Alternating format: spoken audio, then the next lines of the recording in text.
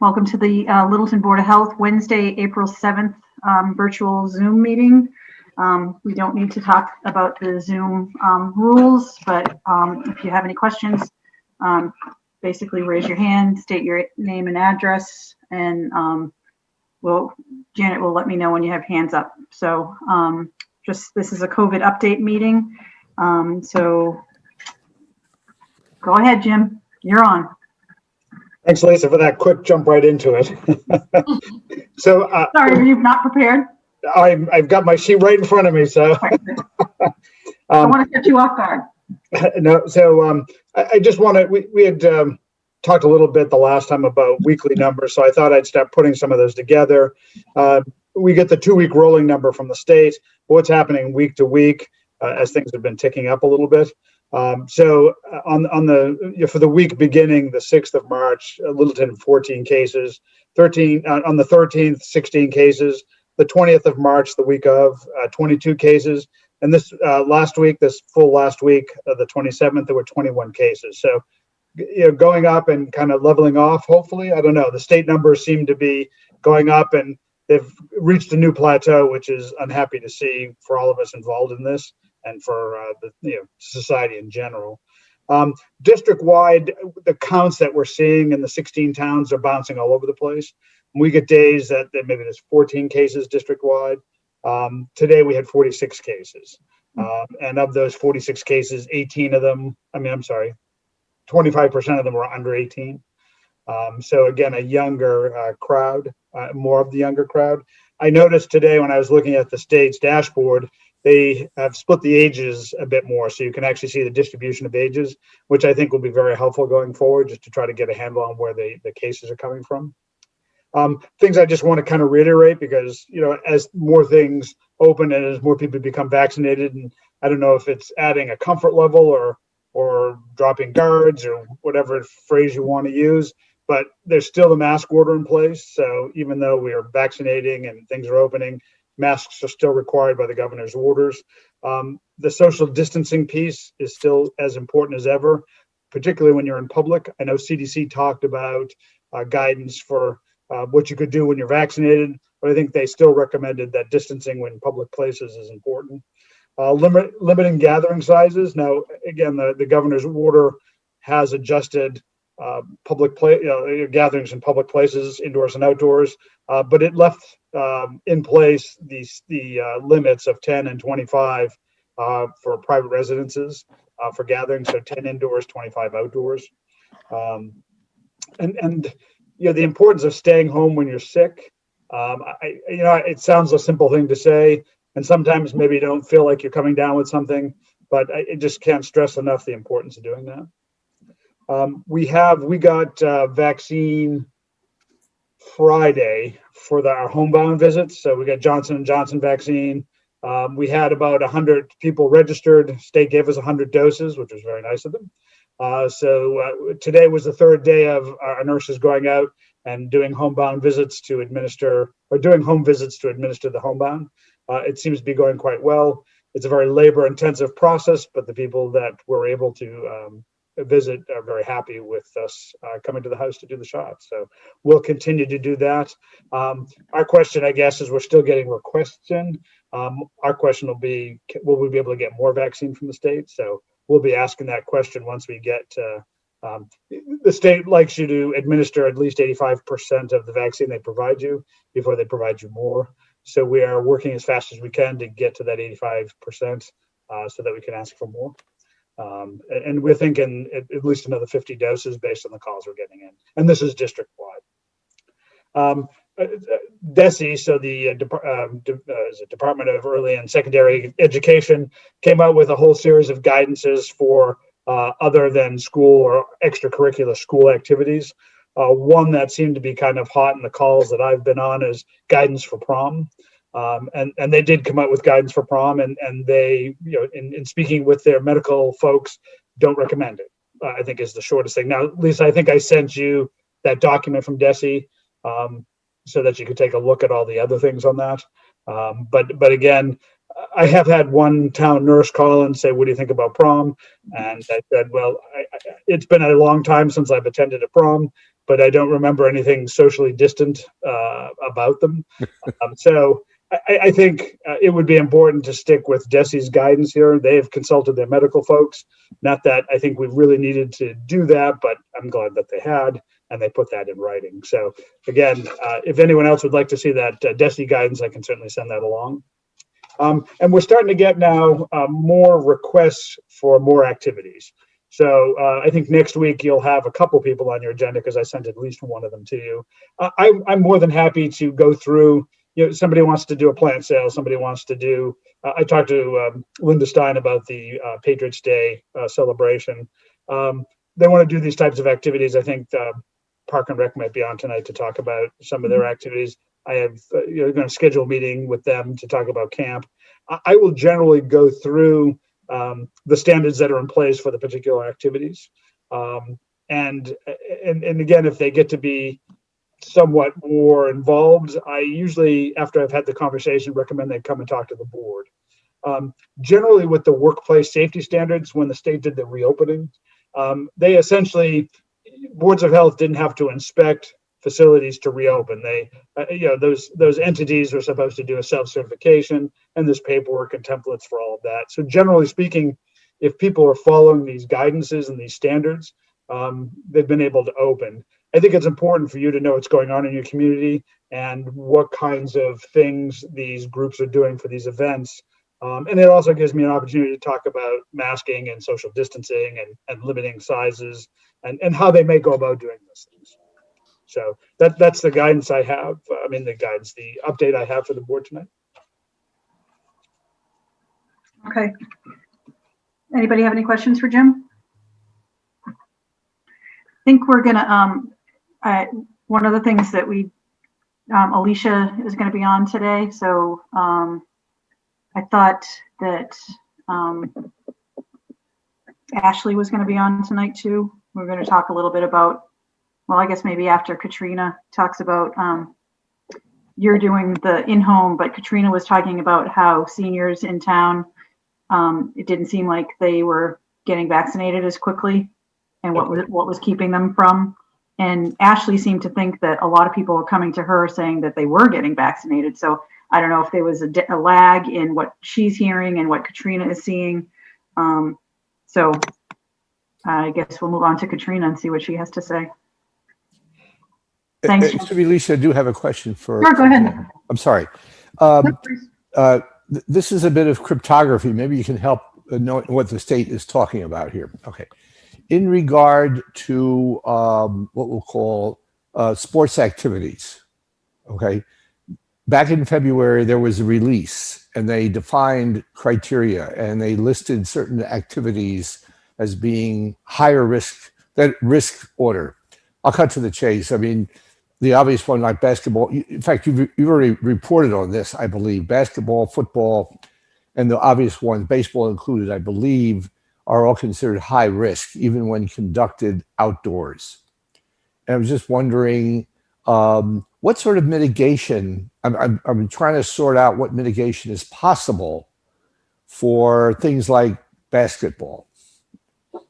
So the guidance for sports has been updated again. So I think with the phase 4, step 1 process, they've at one point it got really wonky and really complicated with charts and stuff like that. It's a little less so now, and they do have a separate chart that they have contact tracers use because they're when there's cases or suspected cases on certain sports.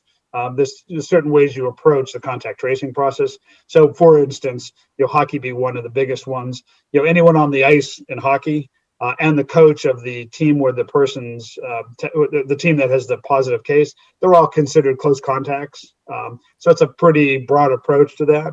I don't think they've done that for any other sport. I know basketball was running a close second, it seemed, as far as risk level or what they were saying for the number of cases. I haven't heard a lot about football, though I think I mentioned, we did have a case in one of the schools where they were doing, I think it was a combination of practices and maybe scrimmages, where they thought it was a good idea to, mix the different classes. So, freshmen, JV, whatever, mix the kids together for skills, probably improvement.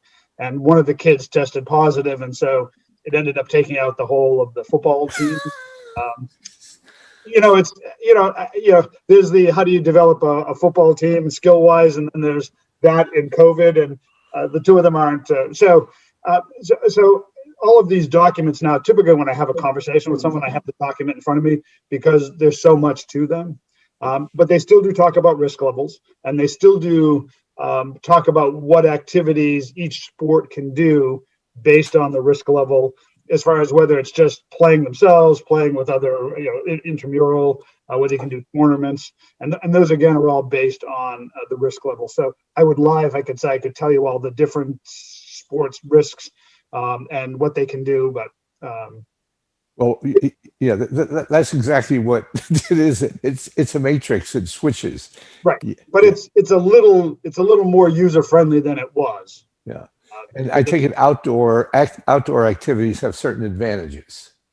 They do, and again, when I'm talking to coaches and parents and about outdoor sports, for us, some of the biggest concerns we have is what are the kids doing when they're not in play? So how are they standing along? How are you arranging them along the lines of while they're waiting? How do they get to the game? The guidance talks about when all possible, have everyone drive themselves. That's not a green way to do that, but it's better in COVID if everyone drives to the game themselves. Not having people congregate, so no kind of tailgating. One of the reasons they changed some of the spectator rules in the sports guidances is they were finding that parents would kind of tailgate outside facilities, hockey being one of them that someone was telling me about. And some of the places would provide like a live stream of what was happening inside, so the parents would be out in the parking lot. And again, so when the state changed that, they felt that if you could get more of them inside, maybe you can control their behavior more than if they were all outside in the parking lot. So again, all of these standards are a balance between, public health and human nature. And I'm not sure we found that balance yet. We're still trying. I don't know if that answered your question, Mike. Yes, it means that I'm not the only one who has to sit there with a matrix. You're right. Okay, good. Comfort. Thank you. Yep. And Jim, you can hang on, and because I think Alicia's going to be in the audience and talk. I'll be here for the meeting. Yep. Okay, great. All right. Anybody else have questions for Jim before we go on to Katrina? All right. Go ahead, Katrina, if you're ready. Up. Let's see if I can get the right screen today. I think that's the right one.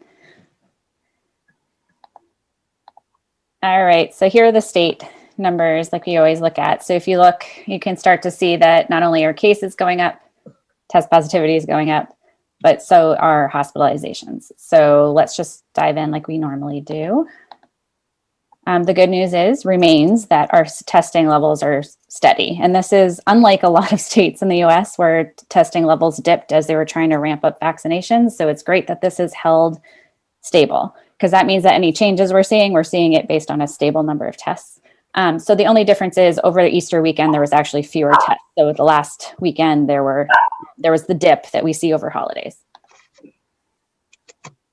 Here's the test positivity slide for the last 6 weeks.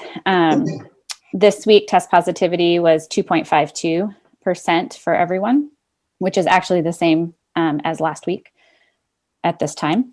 The state also splits test positivity by age group. And as Jim pointed out today, they've actually broken age groups down into smaller bands for the younger. The 0 to 19 are now in 5-year age bands. So we can actually look a little bit closer now of what's happening. The 20 to 29-year-olds have the highest test positivity. They're at about 23% and have recently risen and kind of held at that higher level. Then you have the 30 to 59 age bands, but around 12% to 15%. And then you actually have the 15 to 19-year-olds that are around almost 10%. And then it goes down from there. So the younger the age groups, the lower the test positivity as well, and includes the 60 plus age groups are in that lower test positivity group, which is great because those are our vaccinated ones, and that's what we want to see for them. So when we look at cases, these are confirmed cases. So like the test positivity numbers, the number of cases are also increasing and have increased week over week now. At this point, the 7-day rate of new confirmed cases is just under 2,000 a day, or a week, a 7-day average. The statewide incidence rate is now 28.1 per 100,000, and last week it was 25.6. And again, that's a week over week increase over time. So we are definitely in an uphill trajectory as a state. And like I just said, the state broke down the ages for the 0 to 19 into 5-year age bands. So we kind of get a feel for what's happening now with more detail, which I've been asking for this for 8 months. So it's really nice to see. As you can see, it's kind of a bell shape. Remember that these are 5-year age bands. So compare 10 to 19-year-olds to any other age group, you got to add them together. But we kind of have a bell curve around the 20 to 29-year-olds who are leading in the case count. And then the number of cases among 10 to 19-year-olds is about the same as the 30 to 39-year-olds. And then the 40 to 59 age group has the next highest cases. The youngest kids have just about 2,500 cases in those lower age groups, but they are much less than the other age groups. So again, think of it as a bell-shaped curve. And what we know before is that that 0 to 19 group wasn't one risk. It was a range of risks within it. And we can see that now because they broke down these age groups, which is helpful a lot. All right, so then let's go into hospitalizations. These are the two lagging indicators, hospitalizations and then deaths. One concerning trend, which I mentioned last week, and it has continued, is that the number of hospitalizations have risen to about 700 per day, which is where we were at the beginning of March. So we're back, and that's right where we were at Thanksgiving before the big explosion too. So we are back in that upward trend for hospitalizations. Also to note that the average age of hospitalized patients has dropped. At the peak during our winter surge, it was 73, the mean was 73 years old. Last week it was 64 years old. This week is 61 years old. So that's a good sign because that means the people who we've targeted for vaccine because of trying to prevent severe disease, it's working. But it also means that you have 30s and 40s and 50-year-olds getting in the hospital. So it's important to recognize, and Governor Baker actually confirmed that in one of the press conferences this week. So age is dropping for this group, and there's a lot of reasons why, but it's happening. So capacity levels are similar to where they were last week. So the good thing is capacity isn't hitting that strained place. We have about 86% of hospital beds occupied, 74% of ICU beds are occupied, and it has remained this way for weeks, which is a great sign. So again, while we're having an upsurge of cases, it is not yet straining our system, our hospitalization system. And the number of deaths actually had leveled off for a while, and it's actually dropped in the last few days. I don't know if that might be a reporting delay with the holiday, which is quite possible, or something else. But if it keeps, we hope that it will keep staying the same or even keep going down as we continue to vaccinate older and more at-risk individuals. So we're hoping to prevent death. So let's just hope this keeps going. And then the good news is the vaccination rates. They keep rolling out. We keep getting supply from the federal government, and it keeps getting in arms, which is amazing. So this data comes from the weekly report, which is released on Thursdays. So this is the April 1st vaccination report. And there were, as of last week, there were 1.3 million people fully vaccinated here in Massachusetts. That's about 19% of the entire state's population. And actually, when I looked at the daily report on Tuesday, the number was now 1.5 million were fully vaccinated. So that's we're like 22% fully vaccinated in the state. So tomorrow's report will be increased.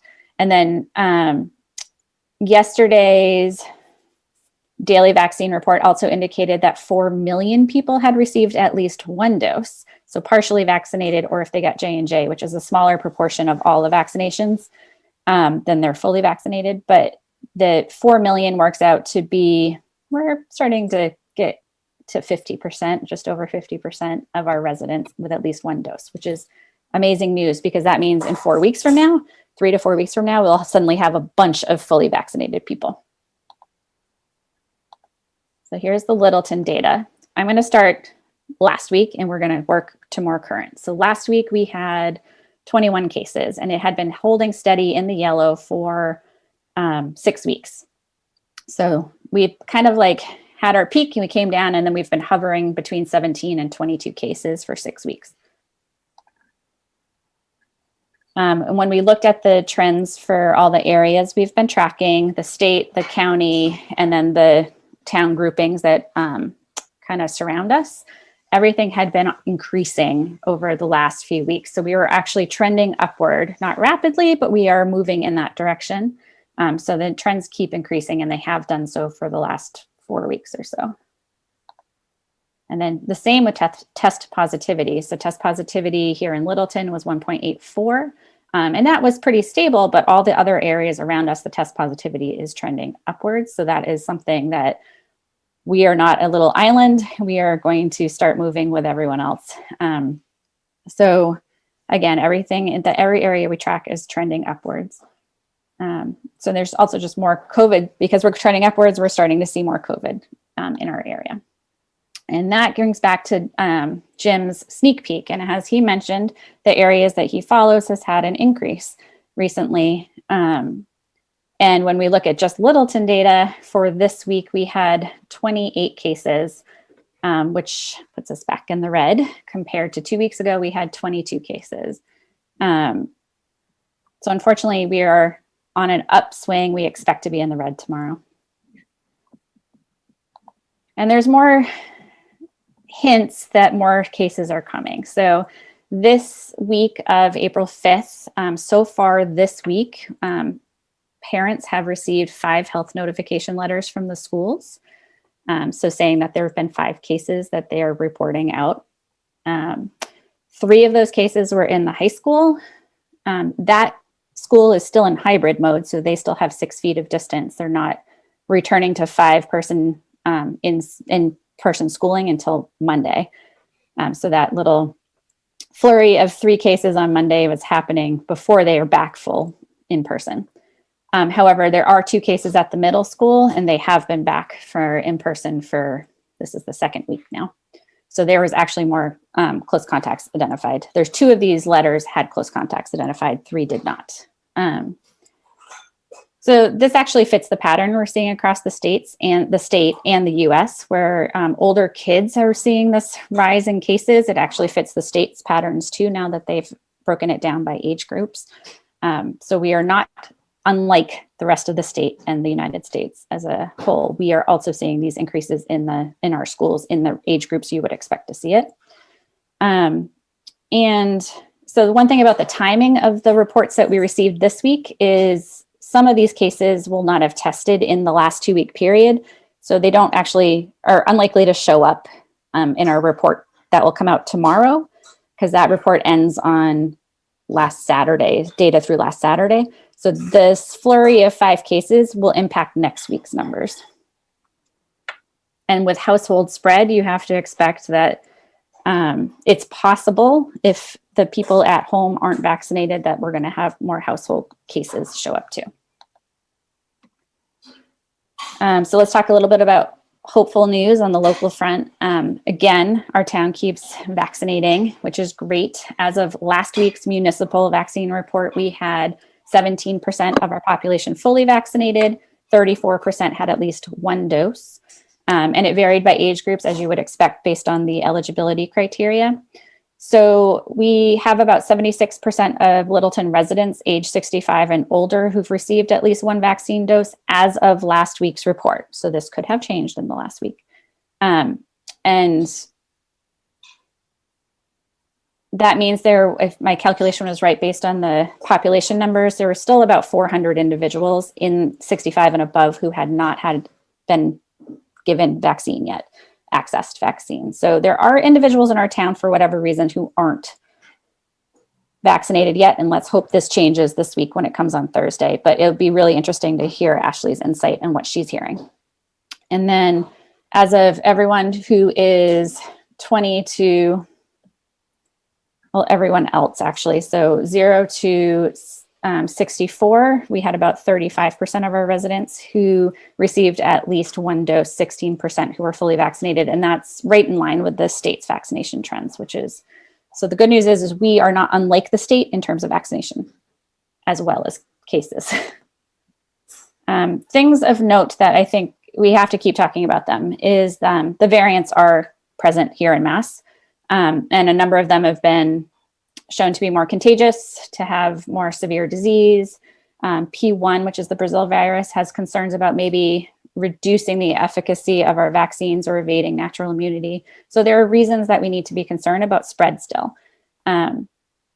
Massachusetts actually had one of the I think the largest increase in the P1 or the Brazil variant, which was the was the driver of that outbreak on the Cape. And then the UK variant is around 55% of the measured proportion of all the cases that are happening right now. So both of those are spread here and they're spreading. And so this is the good news is our current vaccines can work with these variants. They seem to still hold up and will be reducing spread and reducing severity of disease, things like that. So we need to keep vaccinating, but it's also important at the same time to try to slow our spread so we're not spreading these variants around as widely and as fast. Which brings us to the cheese. So just like everything, Jim went through it all. The masks, the distancing, the limiting your group sizes, getting tested. If you're symptomatic or you have a known exposure, don't go into places. These are all remain really important things to help prevent spread. So those symptom checks every day before school, every day before work, people are out and about and mixing more, going to places. So if you have a runny nose or cough, it might be good to get tested. So it's one major way to keep COVID out of places is to not enter COVID when you're sick. And so if you have any signal that you're sick, it's really good to get tested at that point. And the other thing is allergies are coming. So don't just assume it's allergies. It's been, it might be a good time to talk to your doctor about getting on allergy medication and to try to control your symptoms for your allergies so you're more aware if there's a change with COVID. Masks remain a vital part of our strategy to prevent spread. The fit of your mask matters as well as the quality of your mask. And I have been noticing those carpools related to activities and things like picking up with school. We're all sharing rides more because we need to with more things moving around. School 5 days a week, parents need help. Kids transporting themselves to activities might transport a friend, things like that. But it's really important that we have our masks on when we're doing those things. And even if we're hanging out, just wear your mask. It's just going to help prevent spread. I'm going to keep talking about testing. Testing is one of those major layers that has been shown to help slow spread. So whether it's having your child join the pool testing program at the school, if they're in any activity, sports or otherwise, inside the school or outside the school, this is a great way to just keep a screening program going just to make sure we're catching cases as quickly as possible before they can transmit to others. And then I know that we keep talking vaccines, and that's awesome, but there's still state testing sites available and their turnaround's really quick and they're accessible. So if you have an exposure or have symptoms, please go to the website, look up the states or any testing site and go get tested. It's a really important way to prevent spread. So getting onto that organized activities discussion, a number of clusters have been reported across the US for extracurricular activities. And there's been a lot of focus lately on sports in particular, because in sports you have a lot of exhalation and a lot of close contact that's just naturally built into the sport. But I would argue that any extracurricular activity that you are gathered with individuals outside your household is important to take precautions as well. So I want everyone to keep this in mind if you're doing anything outside of your house. So here in Massachusetts, there have been a number of clusters reported for organized sports and camp clusters is what they call it. They're together in the last month, and they had been rising.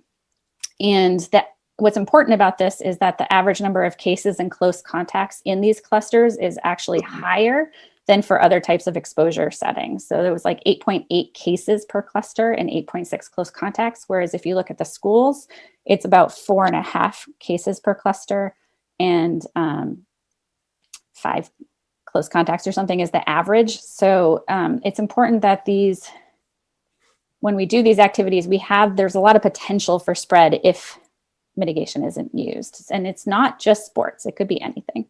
So here's my plea for anyone doing any activity or their kids or them in person.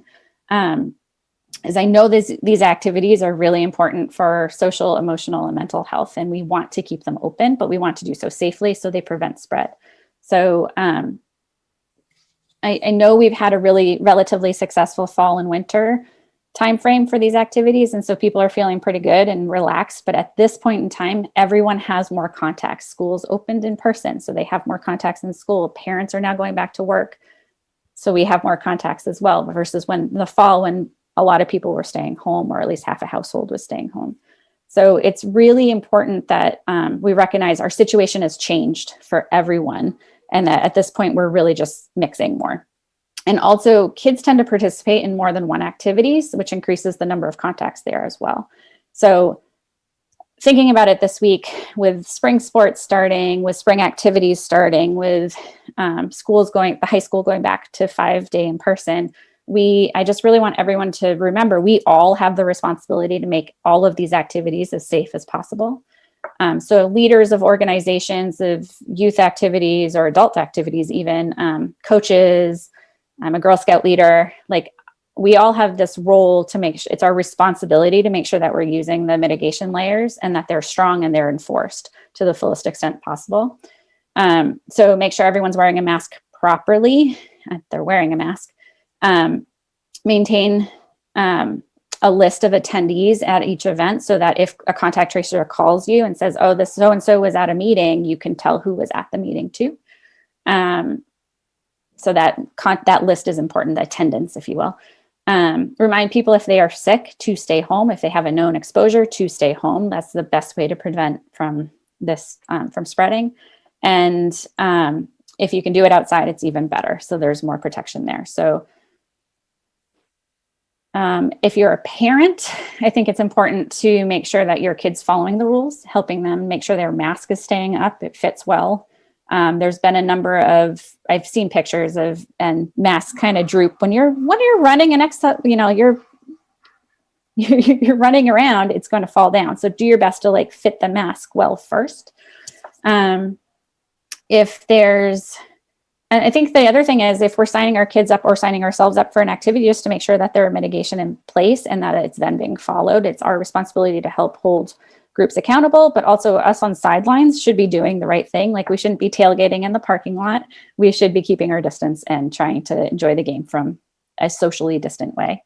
And then if your child is participating in any activity inside the school or outside the school, I highly recommend that you get your kid signed up for the school's pooled testing program. This is just a great way to screen on an ongoing basis to see if there's an asymptomatic or pre-symptomatic case. Then if you pull it out, you have fewer close contacts, fewer transmission risks.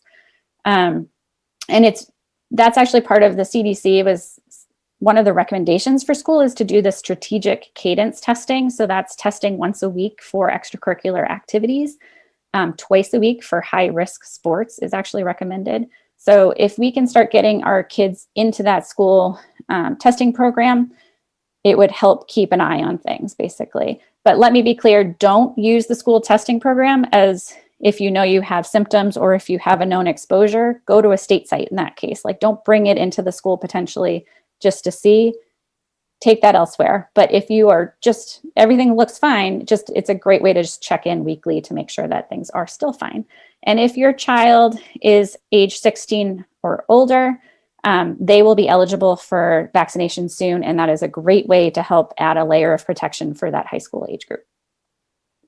So I'm hoping every coach, every youth group leader, every adult who leads anything can really just look through your mitigation strategies, your layers that you've put in place, and make sure they're still holding strong. And if not, add any, and also encourage people to opt into the school testing program, just to keep that adds a layer to your mitigation strategy and also helps protect the school and our town.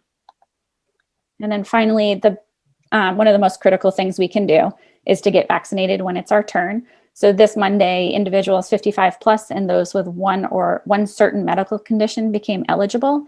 And the state actually expanded that list of medical conditions last Friday to align with the CDC's list. So go to the state website and look through the list to see if you actually qualify. It's quite broad, actually. And then finally, on April 19th, everyone else becomes eligible, so 16 and above. And it's expected to take a few weeks to get through appointments, we have high demand, which is awesome, but there's also outpacing supply. So as supply comes in, more appointments will open up. You just have to keep trying. And I know it's really frustrating. But I think in the next month or so, we're going to see a big shift, and this is important. So the data keeps coming in about these vaccines, studies being published, and it's actually, these are really amazing that we have 3 high quality, safe vaccines that are helping to prevent spread and severe disease. So the evidence suggests that the current authorized vaccines remain effective against the variants. This is important too. They were high efficacious enough that there's a buffer even with the variants that may lower their effectiveness. So that will help us with the variants. The data suggests that with enough eligible people getting vaccinated, that will actually help protect those that are not eligible, so kids, and also those who have health conditions where they just can't get vaccinated. So the more people who get vaccinated, the more we protect everyone. Like I just said, all 3 authorized vaccines have high efficacy. They all have good safety profiles. And if you have any questions about which vaccine is right for you, you should reach out to your primary care doctor to ask them. But from my perspective, the best shot is the one you can get in your arm. So it's best right now, if you have no concerns health-wise that you should be selective, that you should just go and get the one that you can get an appointment for. And so as I end tonight's presentation, I really want to reiterate that we remain, like I said last week, we remain at this critical juncture in the pandemic. So vaccines are on the way. They are the way out of this pandemic. We're trying to get them out as fast as possible. Once population vaccine effects are like a sliding scale, so it's not a light switch. It's not like we hit 80% and COVID's done. So as more people get vaccinated, fully vaccinated, it will be harder for COVID to spread. So it's really important that people are getting vaccinated. But at this point in time, cases are rising. So it's actually, when cases rise, we actually take the herd immunity level and we make it higher. It makes this harder to attain. So if we can keep cases and test positivity low, then we're actually going to we don't have to hit as many people to have an effect for the vaccines. Hospitalizations are also rising at this point. So there's just more concern that we hope this doesn't get out of control, so that our healthcare, which currently is not under strain, but that's when things go badly, is when it does get under strain. So if we have a surge now, like I said, the longer it will take for community level vaccine effects to kick in, the longer this drags on. Like, we want to enter the summer in a really good spot. And so we really just need to do our best right now to help prevent spread. So it remains critical to keep using those layers of mitigation, those cheese, every single time you leave the house, and to make sure those in your family are doing the same. So masks, keeping distance, limiting group gatherings, getting tested if we have symptoms, if we have a known exposure, those are still critical. All of these things are really critical to preventing spread and protecting our community and our community health. So just keep going a little bit longer. We're almost there. Yeah. So I guess I have a question, go back to Jim. The 28 cases, Jim, were they from a single household? Do you have any idea? Or I guess they can't be 28 people in a household. No, not all, but it's not uncommon to see like twofers, 2 people in a house, occasionally 3 from a house. Of that 28, I can't tell you off the top of my head. I could certainly take a look and give you that information, but okay. No, that's okay. Up until this point in time, those household clusters have averaged 2.5 cases, because there's just only so many people in a family. So hopefully with vaccination, that goes down to 2, goes down, it just keeps dropping. But right now it's still 2.5. Yeah. Occasionally you see a very striking, you'll see like 4 cases at the same address, and it really as I look at that, it just kind of really grabs your attention. It's like, yikes. So. And Katrina, you were talking about, making sure that the kids wear their masks and all that stuff. I think the young kids are, and it shows from the numbers. It's the older kids that may not be following the rules, the direction, and using the mitigation standards that I've observed that. I'll be honest. Like when I pick up my middle schooler from school, the number, and it makes sense socially, behavior, development wise, that those kids they get out of that school and their mask is off or hanging. And it makes sense given where they are in life that is something they're going to push. I get that. When I pick up my Russell Street kid, they all have their masks on and they're just chatting, and it's like it's not even there. It's like a very different set. And then we drive by and there are teams arriving for practice and the high schoolers don't have their masks on and they're in a car together. And it's just like, like I know exactly why it's happening. It's social and behavioral. And if it's could we just add the mask? Can you just put it on and leave it on while you're around people?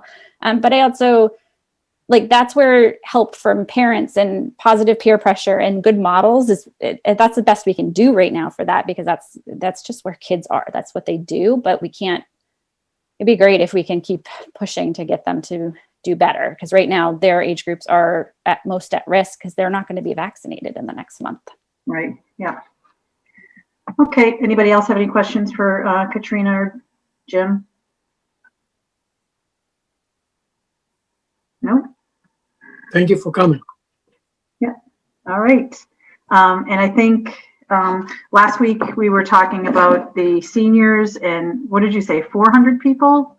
Katrina? Yeah, last week's report, when I do the math, the proportion who are at least one dose, when I do the remainder, it's about 400 individuals who are 65 or older in our town that have not had a vaccination. Some of those I'm sure are part of the homebound program, that will get hit there.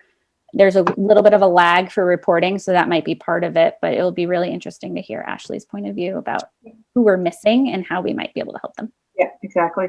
Okay, so Janet, you told me that Ashley's here. If we can bring her on. Yes, I'm moving her in. Thank you.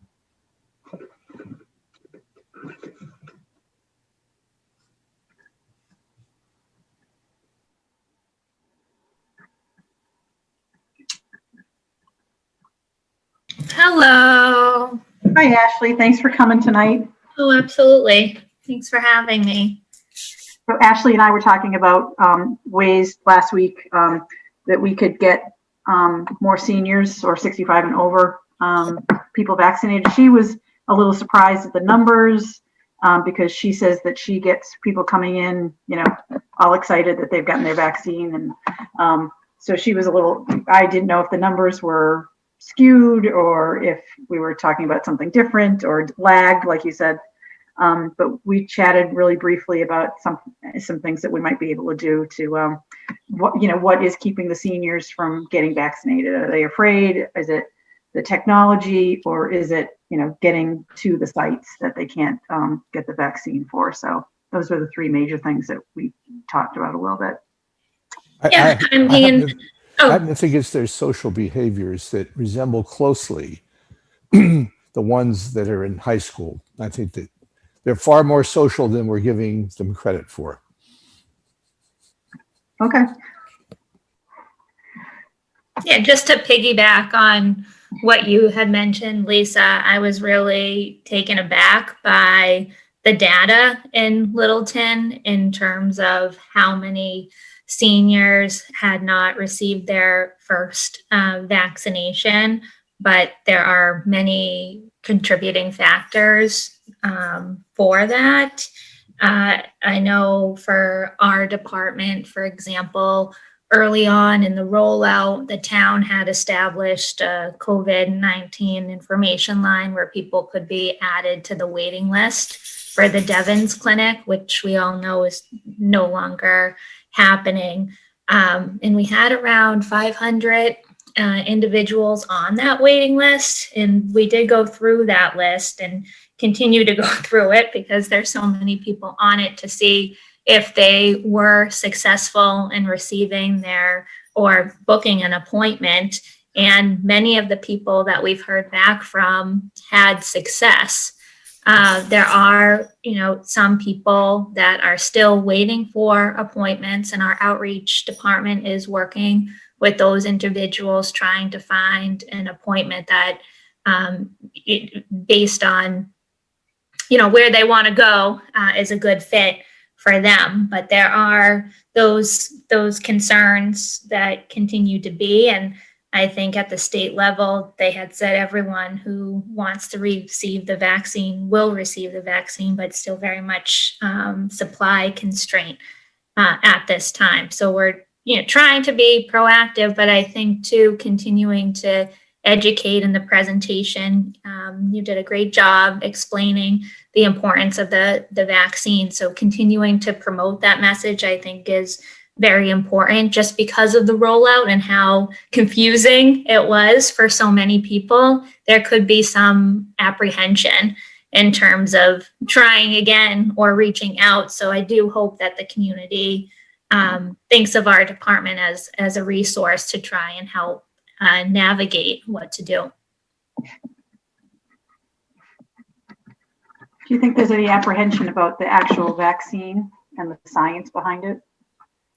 I have heard a few comments about that. I mean, it's brand new to everyone, so that certainly makes sense.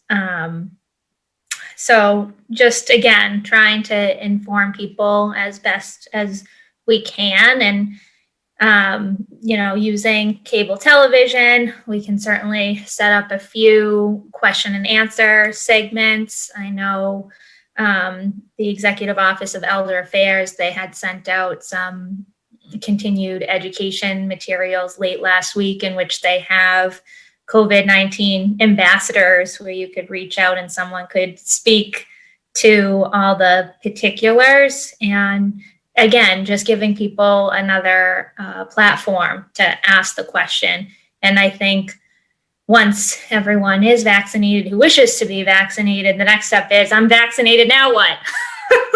Well, things are still pretty much the same. You still have to remain vigilant and taking the necessary precautions too.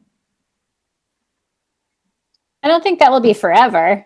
I think there is light at the end of the tunnel once a lot of people get vaccinated, but we're just not there yet. So there's reason to get vaccinated now so that when that time comes, you're part of that group. Yeah. Yeah. Can I ask, there seems a persistent story that a lot of the seniors are not sufficiently patient nor knowledgeable of using internet services. So I can imagine, what I'm asking, what's your general, have you heard many complaints or concerns or even simple things like how to go from page to page on a website? Has the technology, or shall we say even accessing the simplest of all the sites, has that impeded enough of the seniors to cut into the, shall we say, easy access? So when the rollout first happened across the Commonwealth at the Council on Aging level, everyone was saying and advocating for another option aside from online signups. And then shortly thereafter, the 211 line was set up as a resource. So there have been significant changes and advances over the past 2 months in terms of hearing people's needs and adjusting to it. I have heard from several seniors expressing the same frustration that we're all hearing on the news. But some people have been successful in that. But we do know not everyone has been successful in that as well. So it depends on the person and their background and their supports too.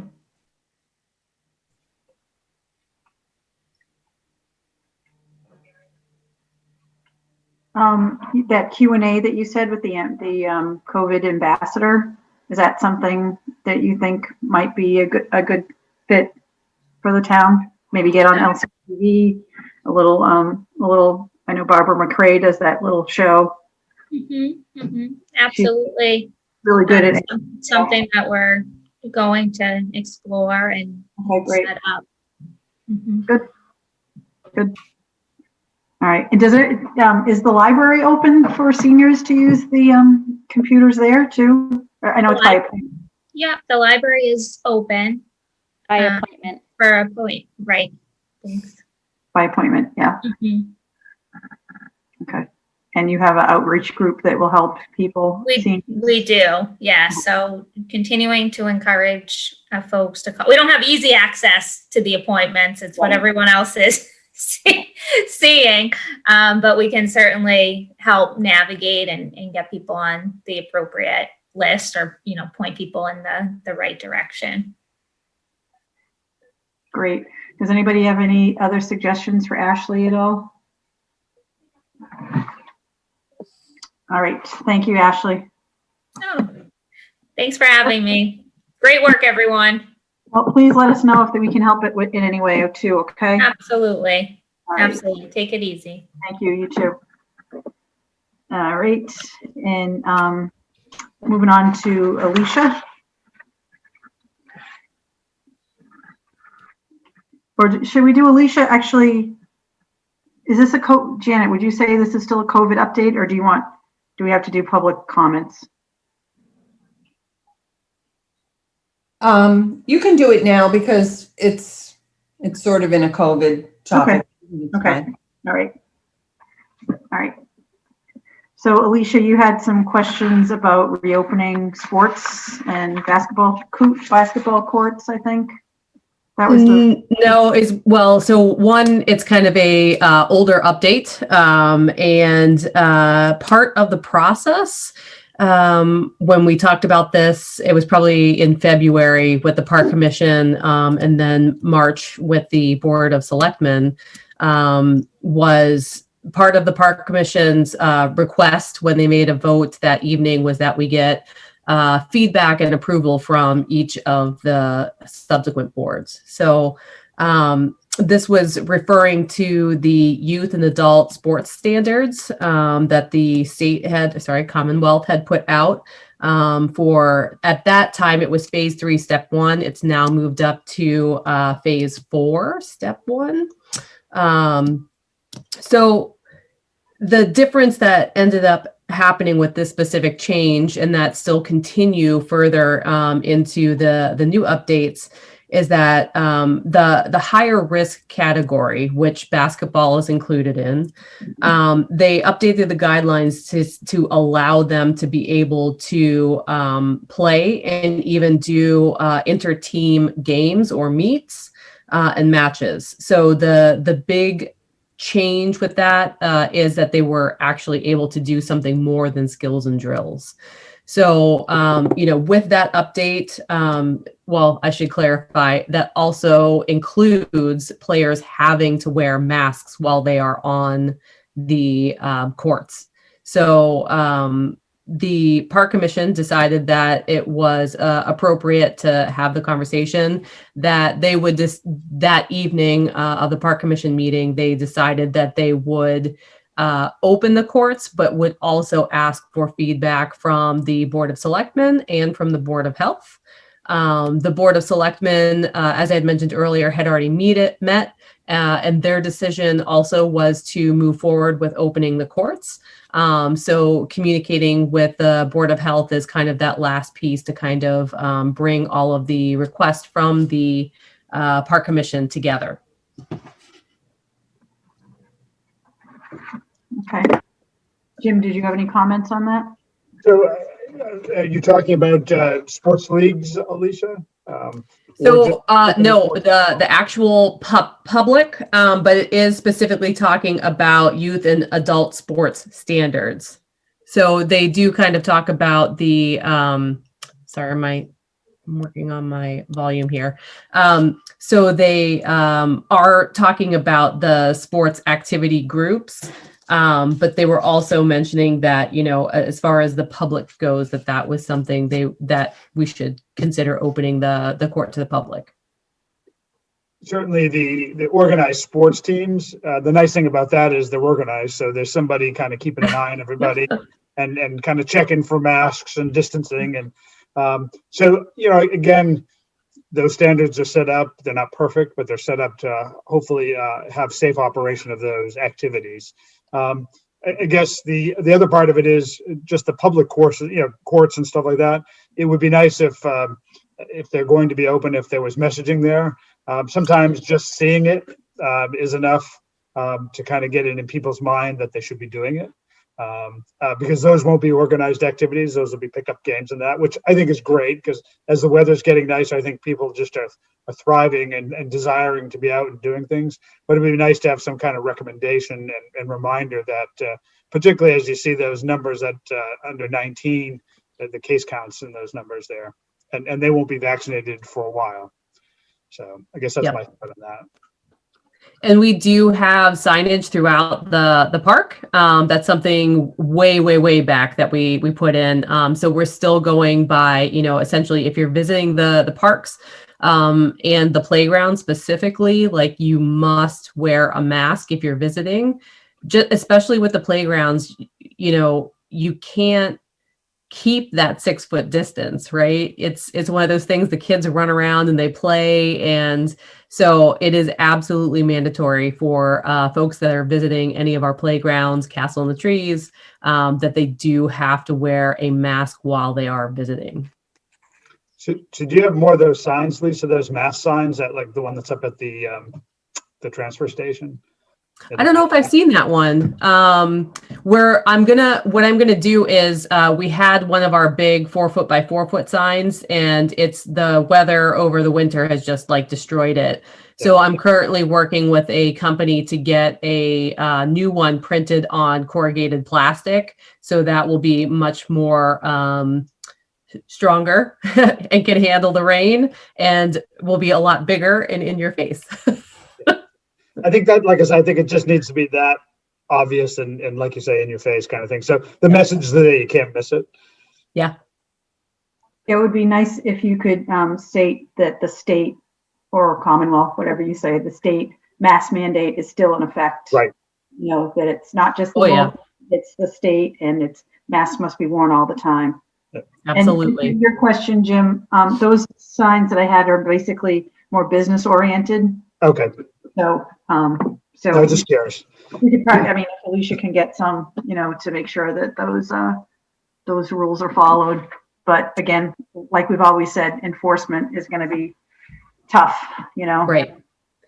Lisa, if you have a copy of those signs, like if that's something that you hear on the Board of Health have actually created and had somebody make, please send that my way, and then I can take the basic premise of the message and sort of tweak it so that it fits within the park playground realm. Okay. I'd be happy to do that. Yeah. Okay. I think Cindy Napoli had those printed up, and I distributed them, but I can get her to send those to you. Yeah, that'd be great. All right. Does anybody else have any questions or comments for Alicia? Yeah, I just have a few questions. Sure, Mike, go ahead.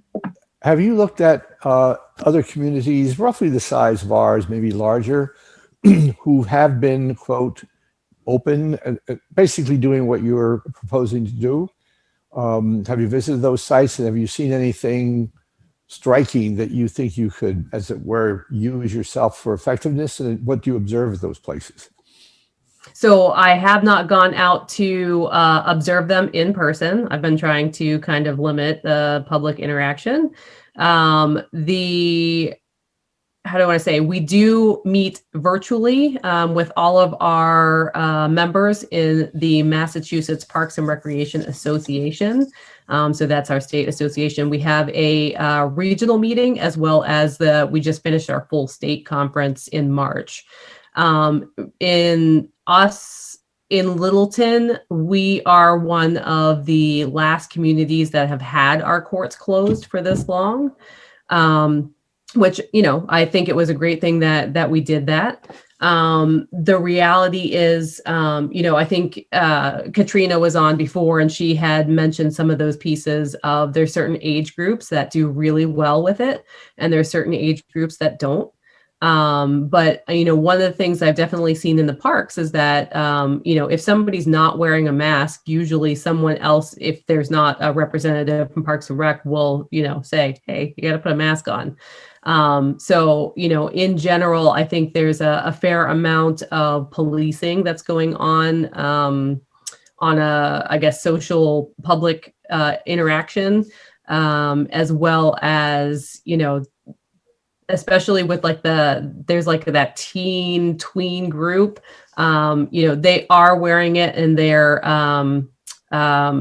it's just kind of, they're used to it now at this point in time. It's something we've been doing for, well over a year at this point, and it's just part of the process. You want to do stuff, you put your mask on.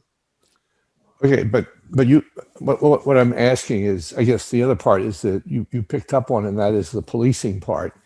Right. I mean, is there enough people resources at your disposal to, not hover over people, but to do a reasonable job of at least suppressing, behavior to discourage unmasked behavior? I'll put it to you that way. We never have, Mike. That's been, relevant from day one. We've always talked about that. At this point in time, there's 4 full-time staff right now. Our seasonal staff have not started working yet. So in-house, that is not something we are capable of doing. We've told folks in the past, so the police in general will not respond to a phone call if someone has a concern about folks not wearing a mask in public. However, if they are those individuals, if you ask and they are belligerent, then they will absolutely respond to those calls.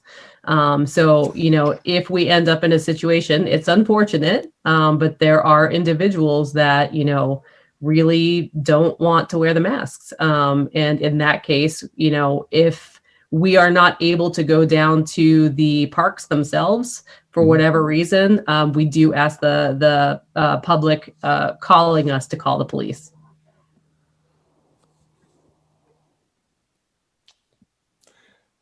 When you, I know you're tracking the numbers of cases and where they're going. I think Katrina gave a profile tonight.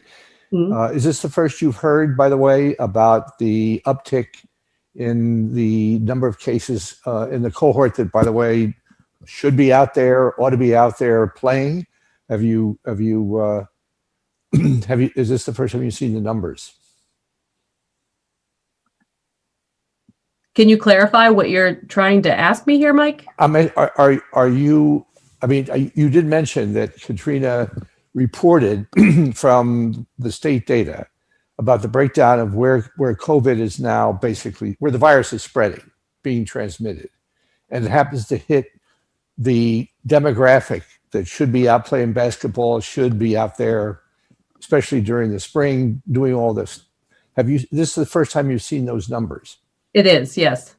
Okay.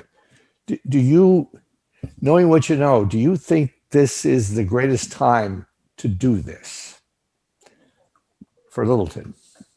The reason I'm asking you is that there is the state mandate, or the state guidance, which is wonderful, yep, but may or may not have anything to do with what's going on, or we'd like to see going on in Littleton, which is to win the race with the vaccine against the virus. And right now, my bet's on the virus. Okay, for the numbers, just from the numbers alone. So, when do you think you'd like to start, as it were, having these courts open the way you're describing, even with the signage and the encouragement of wearing masks, which is, following the cheese recommendation as far as they can do it? I mean, currently they have been open because this is something that, I've been trying to, get a response on for a little while here. So this is, at this point in time, people have been out there. They've been respecting the rules. I think that's the reality, is they realized that we had the playground, not the playground, but the courts closed for so long that, if it comes back to folks are not following the rules, we're going to shut it down again. And as far as the clientele who play, I mean, I've tried a couple of times to figure out, who's playing in the age group. What's your take on? Do you have any idea what the profile looks like? All over the place. You're talking young kids all the way up to, adults, well into their 60s. It's a huge age range. Yeah. How about promoting or asking the folks who are in school opting in for pooled testing, promoting that as part of the effort? How do you feel about that? Again, not quite sure what you're asking here. I'm asking whether or not, in addition to the signage asking people to wear masks, that indicate that if you're going to the public schools in Littleton, please opt in to the pool testing program. You mean like adding that into the signage? Yep, just encouraging, promoting it. Yep. Okay, I mean, it's something I can bring up to the park commission. That's something that we can definitely consider. Okay. I'm sorry. Yeah, I'm just trying to think. I certainly would like to see everyone out there. It's we're just at the break point. And if we're not careful, we're going to extend that break point. So I'd like to make a special effort, as it were, to give people opportunities to, as it were, protect themselves and other folks in the community. Thanks. Yep. All right. Does anybody else have any questions for Alicia? Go ahead, Kevin. The snow fence has been down for quite some time. Yeah. Over there, hasn't it? We had a lot of issues with it. Whether it was the winter or whether it was people just going into the courts and ripping down sides of the fence. I mean, that's been something we've been battling, trying to keep that fence up all winter. It's just been, even I would even say pre-winter, going into fall, and then early spring too. So it just became a hazard and we had to just take it down. Mm. Yeah, I know a lot of folks that use those courts, and I think it's a great thing for our town. I guess just the messaging, Lisa, if we could work with Parks and Rec to deliver some signage and just make sure everybody's cognizant of the importance of masking up and keeping distant. Yeah, I like that. There was a part of Katrina's slide that said bring your own equipment if you can. Oh yeah. That's part of, the requirements, especially with like the youth sports organizations. And they've been fantastic through all of this. They have really even more strict policies and procedures than are recommended by the state. So I know, in particular, like Littleton Youth Soccer, they've just been on top of it. They're great. So I got to give Bobby. Had to go buy baseball helmets and bats and everything for everybody, and they've been really good. Yeah. And the signs are already up on the fields I saw today when I drove by. So that's good too. But yeah, I love those are, they're a great model to be able to follow. And I think a lot of the same verbiage that we're looking to put up in the park would mimic things that would also be on those sort of policies that we request of them to be able to be allowed usage to, the fields on the grass turf side. And are you in communication with Bobby and Dan? Bobby, Dan, JR, all of them. We've had our big spring meeting. JR Lacrosse?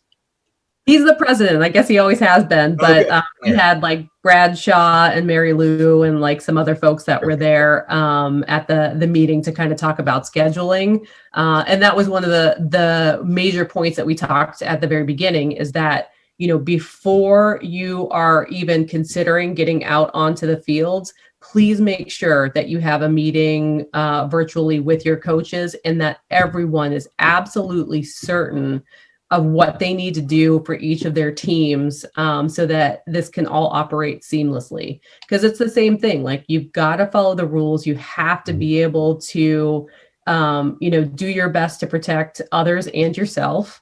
And if that's not happening, that's going to put us into a place that, they're not going to be allowed to do the things that they want to continue to do. We want to keep it going. Yep. So you're talking about the coaches and the administration of the youth groups, the youth sports groups, but am I hoping that I can assume that the high school and middle school sports, that the coaches are also as strict, if not stricter? And that's something you'd have to talk to the athletic director, Mike Lynn. That, we only really work with the youth sports organizations that are here in town. You were saying that you had a hard time keeping the fence up, but what about any hand sanitizing stations that you can leave at playgrounds? Yeah, so we've been looking into that. The hard part, again, with us is that, it's a funding issue. We are looking at different companies that we can get some of those put out. There's big question between, is it something you put in permanently? Is it movable? If you put anything movable at a park, it ends up going somewhere else it shouldn't go. There's lots of things, but yes, we are absolutely, that is on the major to-do list before it gets too crazy busy out there. Is there any CARES Act money that you can use for funding for that? I'll have to talk to Cheryl about that. I know that's something that a lot of the money from the town has already been sort of tagged for certain purposes. And I think as department heads, we haven't gotten any update on, what the financial support will be moving forward. So it's there, we're kind of in that weird question mark area where the fiscal year is ending and the next is starting. Okay. One of the I think he was the property manager at the Point, told me that he's not surprised that some of those signs disappeared, especially up near the tavern after Friday and Saturday nights. I'm like, that's an unfortunate statement. One of those signs. It's not really, but whatever. So yeah, I can understand where signs and hand sanitizing stations might disappear too. So Rada probably has tons of hand sanitizer for you. And they do have the hand sanitizers in the porta potties, but you would have to go into the porta potty to get the hand sanitizer. Yeah. All right. Any other questions for Alicia? Anybody? Okay. I guess signage, I texted Cindy to see if she can get us some of that template, and see where she got the sign. So just to kind of stay with the same look that people have become accustomed to, hopefully. So, yep. All right. And we're totally fine with putting that like mask up Littleton logo. I think that's a really great, thing to add into it, to have that theme throughout the town. So we were going to ask to use that if we could. Yeah, definitely. All right. Distant messaging. That's the key. Correct. Yep. Very nice.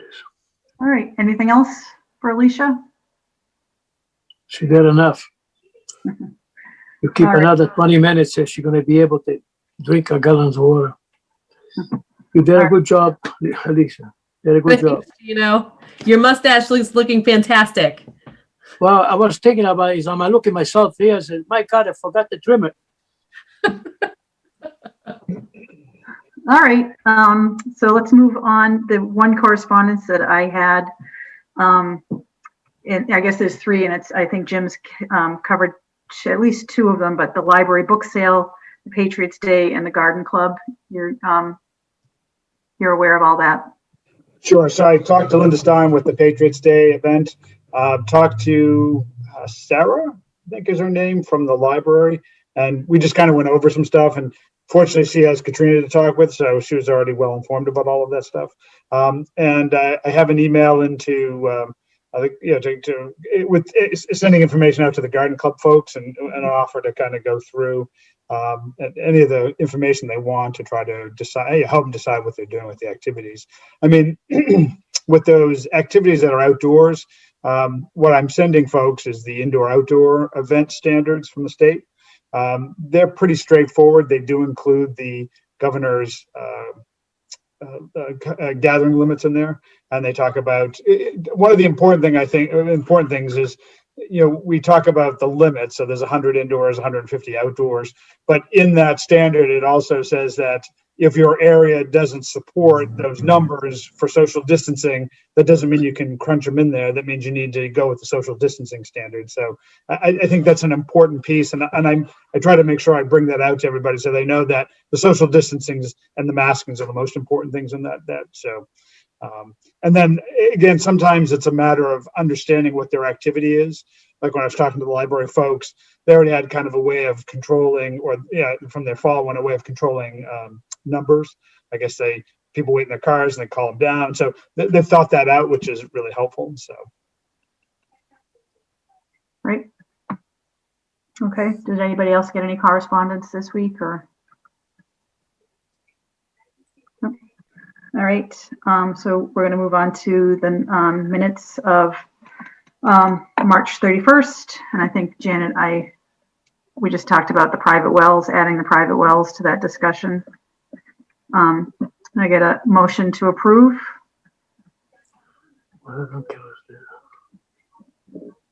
I wasn't at the meeting that day. I'll make a motion to Yeah, with approve that. the minutes of March 31. Okay. I'll second. Thank you. Kevin Baker, Kevin Baker, yes. Mike Zeldin, Mike Selden, yes. and Lisa Flanagan, yes. So minutes of March 31st approved.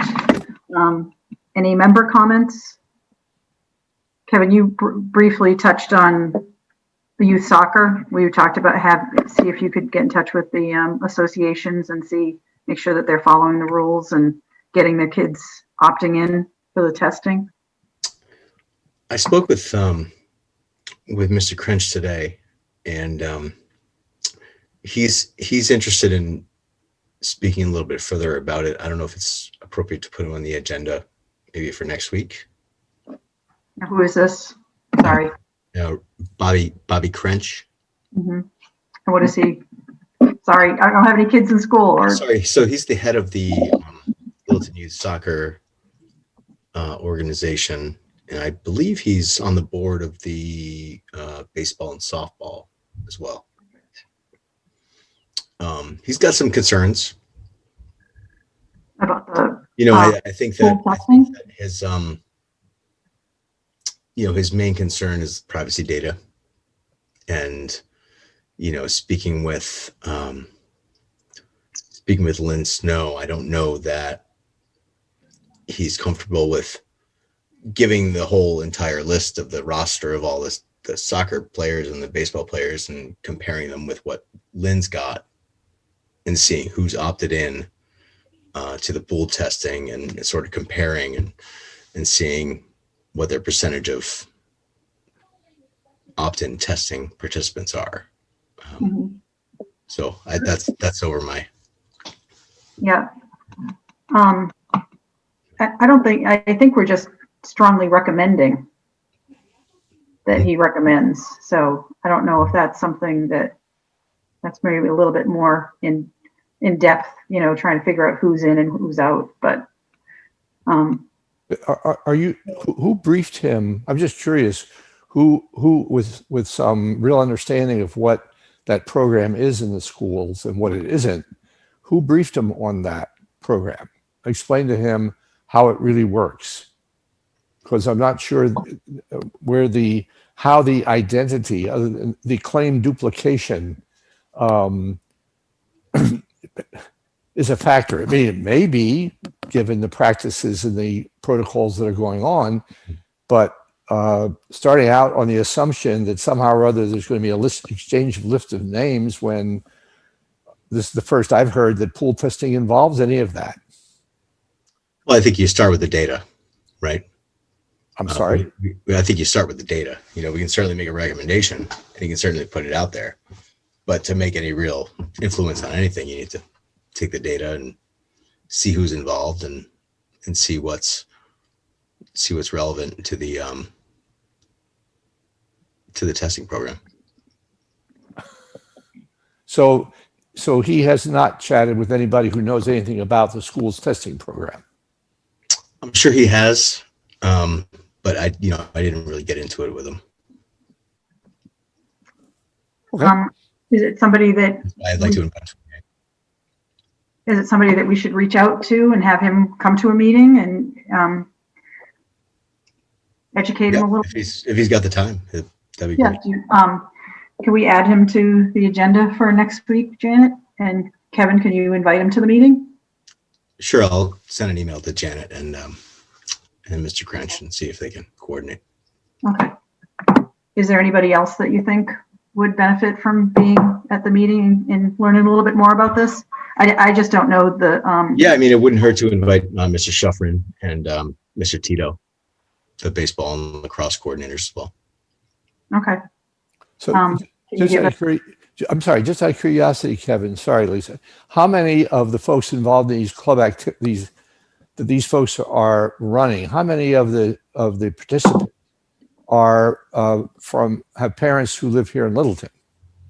Would you say all of them, 100%, 5%, whatever? Say that one more time. How many of the participants? Yes, live in Littleton and attend Littleton schools. 98%. Okay. So basically they're school age kids are going to be going to our public schools, correct? I mean, aside from the folks that go to Parker or remote. Other private. Right. Fair enough. Okay. So there's no barrier to them. If they wanted to opt in, they could opt in regardless of, they just walk into school and they opt in. I think so. I mean, I don't know. Lynn Snow would probably be another excellent person to have in that conversation. So we can just have all the minds together and Never mind. It's not that. All right, if we can get those sports boards and maybe Lynn Snow to come and do a little discussion on pool testing for them. And maybe if we can get Mike Lynn too. well, that's a good idea. Just to make sure that they know and that they're covered, that they're see what their concerns are too, Yeah, I mean, Fauci, had that comment about it's spreading from sports, and we haven't seen it in Massachusetts, but if there's a concern, we should address it, I suppose. Yeah, I think having a discussion on COVID in sports and pooled testing and get the heads of those, the AD and the heads of those athletic associations might be a good idea to do for next week if possible. Yeah, it is sort of urgent because below a certain age, there's not going to be a vaccine until later. Mm-hmm. So I would say the pool testing is probably, one of the few things that can be done to make sure that they're available for the vaccine. So Yeah, and to kind of clarify it so that people don't think that their data is being and their information is being taken, because it's not really until they don't even know who's the positive person in the pool until they test them individually. So, and that's when you find out. So We don't want to know. We just want to stop the spread. exactly. Okay. Any other member comments, Mike or Gino? No, thank you. It's a good idea. Thank you, Kevin. And any public comments? Janet, anybody in the audience with their hands up? Nobody has their hands up, no. All right. So anything else to add? We're going to be meeting again next week, Wednesday, the 14th. Oh, Janet, you said we had a really packed meeting. Yeah. Okay. So at a brief discussion on sports and COVID, a brief discussion on sports and pooled testing, and we'll see if we can get those people and maybe even Lynn Snow on the line. All right, so the next meeting is at it's April 14th at 7 o'clock. Does anybody want to make a motion to adjourn. Motion to adjourn. And who wants to second? Mike Zeldin will second it. Okay, and we'll do a roll call. Kevin Baker, Evan Baker, yes. Gino Fratelloni, Yes. Mike Zeldin, Mike Zeldin, yes. and Lisa Flanagan, yes. All right, thanks, everybody. See you next Hey. week. Thanks, Janet.